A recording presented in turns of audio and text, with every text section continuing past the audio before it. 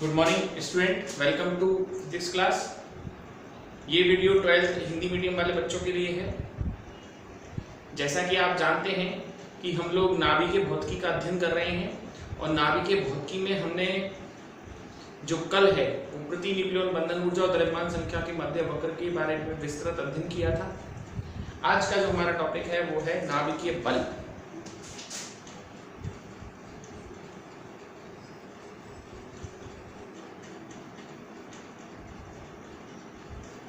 हम सब जानते हैं कि नाभिक में न्यूट्रॉन और प्रोटॉन होता है और न्यूट्रॉन और प्रोटॉनों को बहुत छोटे से आयतन में बांधे रखने के लिए, नाभिक में न्यूट्रॉन और प्रोटॉन होते हैं, न्यूट्रॉन और प्रोटॉन को बहुत छोटे से आयतन में बांधे रखने के लिए जिस बल की आवश्यकता होती है उसी को हम क्या कहते हैं, नाभिकीय बल।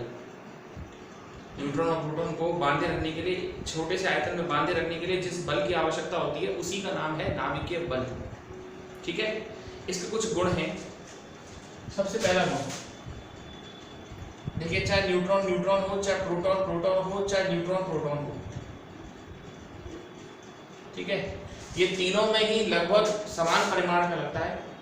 ऐसा नहीं है आप यूं सोचें सर प्रोटॉन प्रोटॉन के बीच में जो धनावेश है तो उनके बीच में प्रतिकर्षण होना चाहिए। आपका सोचना सही है, प्रतिकर्षण होना चाहिए, लेकिन नाभिकीय बल जो है वो इन तीनों पर लगभग सेम अमाउंट से, यानी कि लगभग समान रूप से काम करता है। दूसरी बात, नाभिकीय बल जो है वो एक प्रबल बल है। प्रबल यानी कि वैसे तो प्रकृति में बहुत सारे बल हैं, लेकिन नाभिकीय बल जो है वो प्रबल बल है और इसकी रेंज बड़ी कम है। रेंज कम मतलब केवल नाभिक के अंदर ही ये काम करता है, नाभिक के बाहर इसका मान 0 होता है। तीसरी बात, नाभिकीय बल एक आकर्षण का बल है, इसमें प्रतिकर्षण नहीं होता, आकर्षण का बल है। लेकिन ये देखा गया है कि अगर एक फर्मी से ज्यादा दूरी हो तो ये आकर्षण दिखाता है, अगर एक फर्मी से कम दूरी हो तो ये प्रतिकर्षण भी दिखाता है। यानी कि एक तरह से देखा जाए तो दो न्यूक्लियनों को ये ज्यादा पास भी नहीं आने देगा और अपने से ज्यादा दूर भी नहीं जाने देगा। यानी ये आकर्षण और प्रतिकर्षण दोनों तरह का काम करता है। वैसे सामान्यतः आकर्षण का है, लेकिन अगर दूरी एक फर्मी से कम हो जाएगी तो फिर ये प्रतिकर्षण को भी दर्शाता है और वो नाभिक के अंदर ही होता है। सामान्यतः एक ऐसा बल होता है, आकर्षण बल होता है। एक और बात, नाभिकीय बल जो है वो केंद्रीय प्रकृति का नहीं है। केंद्रीय प्रकृति का मतलब कुछ तरह के बल केंद्रीय बल होते हैं, जैसे गुरुत्वाकर्षण बल एक केंद्रीय बल है। नाभिक का बल जो है वो न्यूक्लियनों की संख्या और इनके चक्रण पर भी निर्भर करता है, इसलिए ये केंद्रीय बल नहीं है। अगला पॉइंट देखिए, संतृप्तता। नाभिक का जो घनत्व है वो लगभग अचर होता है। नाभिक का जो घनत्व है वो लगभग क्या होता है, अचर होता है। और आपने देखा होगा अचर होने के कारण जो मध्यवर्ती नाभिक हैं, मध्यवर्ती नाभिक यानी जिनकी द्रव्यमान संख्या 30 से 170 के बीच में है, जिनकी द्रव्यमान संख्या 30 से 170 के बीच में है, उनके लिए तो प्रति न्यूक्लियन बंधन ऊर्जा का मान भी समान है। तो इस स्थिति को अपन बोलते हैं नाभिकीय बलों की संतृप्तता। यानी घनत्व समान है और 30 से मध्यवर्ती नाभिकों की ऊर्जा भी लगभग क्या है, समान है, तो इसे नाभिकीय बलों की संतृप्तता, यानी मध्यवर्ती नाभिकों के लिए संतृप्त होता है। देखिए एक बार इसको,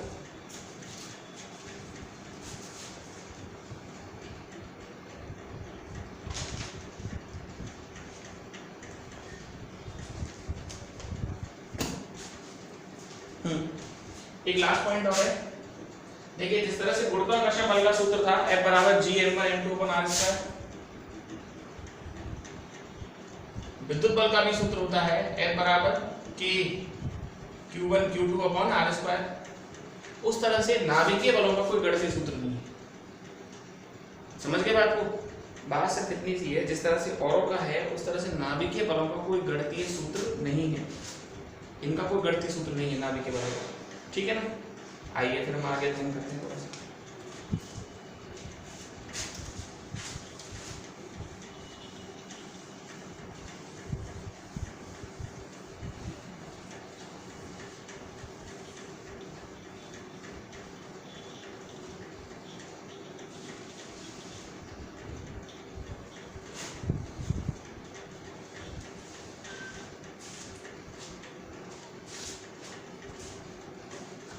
ठीक है, आइए अब नेक्स्ट हमारा जो टॉपिक है वो है रेडियो सक्रियता।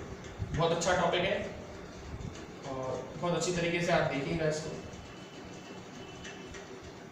1896 में रेडियो सक्रियता की खोज हेनरी बैकरेल ने संयोगवश कर ली। संयोगवश मतलब ढूंढने तो कुछ और गए थे भाई साहब, मिल कुछ और गए। उन्होंने क्या किया था, यूरेनियम पोटेशियम सल्फेट के टुकड़ों पर, यूरेनियम पोटेशियम सल्फेट के टुकड़ों पर अल्फा कणों की मतलब यूरेनियम पोटेशियम सल्फेट के टुकड़ों पर प्रकाश डाला, और प्रकाश डालने के बाद उनको एक काले कागज में बंद करके लकड़ी के एक बॉक्स में फोटोग्राफिक प्लेट के साथ बंद करके रख दिया, और उनके बीच में एक चांदी की प्लेट रख दी। यूरेनियम का पीस जिस पर प्रकाश डाला हुआ है उसे काले कागज में बंद कर दिया, फिर एक लकड़ी का बॉक्स लिया, उसमें यूरेनियम के पीस को भी रख दिया, फोटोग्राफिक प्लेट को भी रख दिया, और बीच में एक रख दी चांदी की प्लेट। और थोड़ी देर बाद जब फोटोग्राफिक प्लेट को डेवलप किया यानी कि विकसित किया, तो उसने ये देखा कि फोटोग्राफिक प्लेट जो है वो काली पड़ गई। फोटोग्राफिक प्लेट क्या हो गई आपकी, काली पड़ गई। अब फोटोग्राफिक प्लेट अगर आपकी काली पड़ गई तो ऐसा क्यों हुआ, फोटोग्राफिक प्लेट आपकी काली क्यों पड़ गई? देखिए काली इसलिए पड़ गई होगी, या तो यूरेनियम पोटेशियम सल्फेट के टुकड़ों से प्रकाश आया होगा जो चांदी की प्लेट को भी भेद कर चला गया होगा और फोटोग्राफिक प्लेट को काला कर दिया होगा। ये मैंने आपको पहले भी कहा था, जैसे ही फोटोग्राफिक प्लेट पर विकिरण पड़ते हैं वो उस जगह से काली हो जाती है, तो ये काला कर गया होगा। तो पदार्थ की स्वतः विकिरण उत्सर्जित करने की घटना ही क्या कहलाती है आपकी, रेडियो सक्रियता। इसको इंग्लिश में रेडियो एक्टिविटी भी कहते हैं, रेडियो एक्टिविटी है ना। 3 तरह का रेडियो एक्टिव क्षय होता है, अल्फा क्षय, बीटा क्षय, गामा क्षय। 3 तरह का, अल्फा क्षय, बीटा क्षय, गामा क्षय। अब रेडियो सक्रियता के बारे में कुछ इंपॉर्टेंट बात है। पहली बात, ये ताप पर, दाब पर, इन चीजों पर निर्भर नहीं करती। ऐसा नहीं है गर्मी में सक्रियता ज्यादा हो जाए, सर्दी में कम हो जाए, इससे इनका कोई मतलब नहीं। दूसरा, रेडियो सक्रियता में ऊर्जा संरक्षण, द्रव्यमान संरक्षण के साथ साथ न्यूक्लियनों का संरक्षण, संवेग संरक्षण के साथ साथ न्यूक्लियनों की संख्या का भी संरक्षण होता है। अर्थात न्यूक्लियन अभिक्रिया से पहले कितने न्यूट्रॉन और प्रोटॉन थे और अभिक्रिया के बाद कितने न्यूट्रॉन और प्रोटॉन रहे, यानी न्यूक्लियनों की संख्या के संरक्षण की भी उसमें क्या होती है, पालना होती है। ठीक है। और एक बात, ये रेडियो एक्टिविटी जो है वो अस्थायी नाभिक का गुण है। किसका गुण है, अस्थायी नाभिक का गुण है, या फिर ऐसे नाभिकों का गुण है जो स्थायित्व प्राप्त करना चाहते हैं। मैंने बताया था आपको, जनरली ऐसे नाभिकों में दिखाई देती है जिनकी द्रव्यमान संख्या 170 से ज्यादा होती है। तो आई थिंक आप लोग समझ चुके होंगे इसके बारे में। अब मैं आपको बहुत इंपॉर्टेंट टॉपिक कराने जा रहा हूं, देखिए।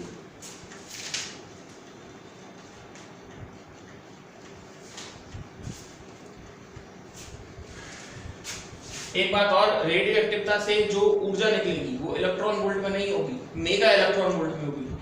रेडियो एक्टिविटी क्या, इस चैप्टर में जितनी भी ऊर्जा होगी वो मेगा इलेक्ट्रॉन वोल्ट में होंगी, आप देख चुके हैं। द्रव्यमान क्षति में भी जो ऊर्जा निकलती है वो मेगा इलेक्ट्रॉन वोल्ट में।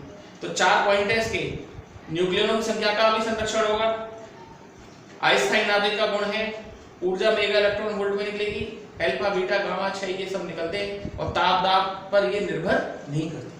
अब हम आपको जो बता रहे हैं ये बहुत ही इंपॉर्टेंट टॉपिक है, और ये है रदरफोर्ड सोडी का नियम। बहुत इंपॉर्टेंट है, कई बार पेपर में आया है, तो आइए इसको देखते हैं। रदरफोर्ड सोडी का नियम, एक्चुअल में ये 2 नियम है, 2 बातें हैं। 2 बातें कौन कौन सी हैं? सबसे पहली बात तो ये है कि रेडियो एक्टिविटी, जो पहला पॉइंट तो ये है कि यह एक रेडियो एक्टिविटी जो है आपकी वो अस्थायी नाभिक का गुण है। पहला पॉइंट अस्थायी नाभिक का गुण है, और ये एक रैंडम प्रोसेस है। रैंडम प्रोसेस का मतलब होता है कब कौन सा रेडियो एक्टिव नाभिक किसी न्यूक्लियस से निकलेगा इसके बारे में कहना संभव नहीं है। कोई भी रेडियो एक्टिव न्यूक्लियस निकल सकता है ना। तो ये अस्थायी नाभिक का गुण है, और कब कौन सा रेडियो एक्टिव न्यूक्लियस निकलेगा इसके बारे में नहीं, पहला भी निकल सकता है, 7वां भी निकल सकता है। तो ये एक यादृच्छिक प्रक्रिया है, ये बात ध्यान रखना। लेकिन जो दूसरा पॉइंट है वो बड़ा इंपॉर्टेंट है कि विघटन की जो दर होती है, विघटन की दर सक्रिय नाभिकों की संख्या के समानुपाती होती है। इसको बहुत अच्छी तरीके से देखिएगा। विघटन की जो दर है वो सक्रिय नाभिकों की संख्या के समानुपाती होती है। विघटन की दर को हम बोलते हैं delta n upon delta t, proportional to n. N सक्रिय नाभिक है, और यहां माइनस आएगा। क्यों आएगा माइनस? क्योंकि कमी हो रही, रेडियो एक्टिवता में नाभिक जुड़ेंगे नहीं, कम होते हैं। तो minus delta n upon delta t बराबर हो जाएगा लैम्डा एन। लैम्डा यहाँ समानुपाती स्थिरांक है, जिसको हम लोग या तो क्षयांक या फिर हम इसको क्षय नियतांक भी कहते हैं, या तो हम इसको क्षयांक बोलते हैं या क्षय नियतांक। और लैम्डा बराबर हो जाएगा माइनस के delta n upon delta t upon n. ये है, इसको बहुत बच्चे समझ नहीं पाते हैं कि सर विल्टन की इधर से क्या मतलब है, विल्टन की इधर से क्या मतलब। अच्छा जैसे मेरी बात सुनिए, जैसे मान लीजिए कार्बन जो है वो 5000 साल में अपनी प्रारंभिक मात्रा का आधा रह जाता है। 5000 साल में कार्बन अपनी प्रारंभिक मात्रा का आधा रह जाता है। सुनिएगा ढंग से, 5000 साल में कार्बन अपनी प्रारंभिक मात्रा का आधा रह जाता है। तो 1 किलो कार्बन है, तो ये कितने टाइम में खत्म होगा? 1 किलो कार्बन कितने टाइम में खत्म होगा? आप सोच रहे होंगे सर पहले आधा तो 5000 साल में, फिर अगला आधा 5000 साल में, 10000 साल। नहीं सर, ये गलत है। मैंने कहा था कार्बन अपनी प्रारंभिक मात्रा का आधा रह जाता है 5 साल में, यानी कि पहले 5000 साल में 1 किलो का आधा होगा 500 ग्राम, अगले 5000 साल में 500 ग्राम का आधा होगा 250 ग्राम, फिर अगले 5000 साल में 250 ग्राम का आधा होगा 125 ग्राम। यानी कहने का मतलब ये है कि कोई रेडियोएक्टिव नाभिक कितने समय विकसित होगा, ये कहना तो बहुत ही असंभव है, अनंत होती है इसकी आयु। इसीलिए यहां पर हम रेडियोएक्टिव सा कहता है, लेकिन ये फिक्स है कि 5000 साल में वो आधा रह जाता है। ये है इसका सिस्टम, है ना। तो आइए इसको करते हैं हम आगे। ये जैसे आपका समीकरण नंबर 1 है, ठीक है। आइए देखते हैं इसको।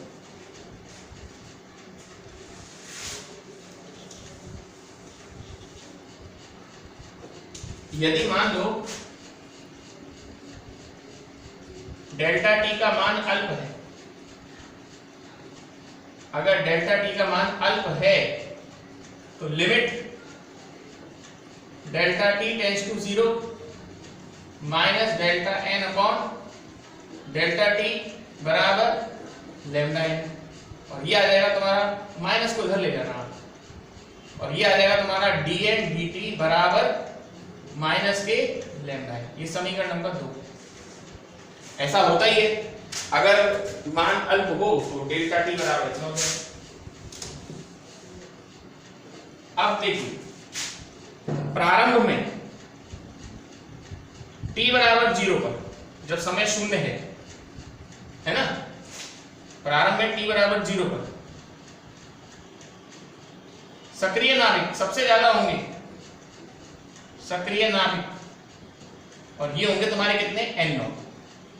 अंत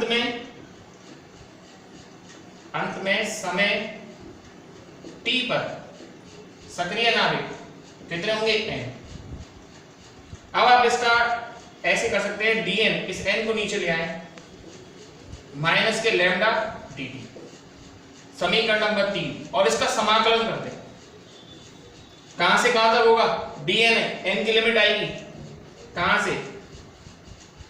शुरुआत में n0 था, बाद में n था, dn अपॉन n, और इसका माइनस के लैम्डा dt, शुरुआत में 0 था, बाद में t था। तो आप जानते हैं इसका क्या आएगा सॉल्यूशन? 1 अपॉन x dx का समाकलन होता है log x, तो इसका होगा log n, लिमिट कहां से कहां तक? n0 से n तक, बराबर माइनस के लैम्डा dt का समाकलन 0 से लेके कहां तक? t तक। पहले अपर लिमिट रखो, log n minus log n0 बराबर माइनस लैम्डा dt का क्या आएगा? t minus 0, log a minus log b, log a upon b बराबर माइनस के लैम्डा t। और आपको पता है जब हम log हटाते हैं तो e की पावर लगाते हैं, तो n अपॉन n0 बराबर e की पावर माइनस के लैम्डा t, और n बराबर आया n0 e की पावर माइनस लैम्डा t। ये जो है आपका, ये है चरघातांकी 6 का नियम। किसका नियम है ये? चरघातांकी 6, विघटन का नियम। ये है आपका चरघातांकी 6 का नियम। तो रदरफोर्ड-सोडी का नियम अगर आपसे कोई पूछे तो उसमें आपको ये बात निकालनी पड़ेगी, चरघातांकी 6 का नियम। ठीक है ना? तो ये चरघातांकी 6 के नियम तक था। इस वीडियो को आप बार-बार देखना क्योंकि बहुत इंपॉर्टेंट टॉपिक है। ठीक है? तो कल जो हम स्टार्ट करेंगे इससे आगे स्टार्ट करेंगे। ठीक है? That's all for today.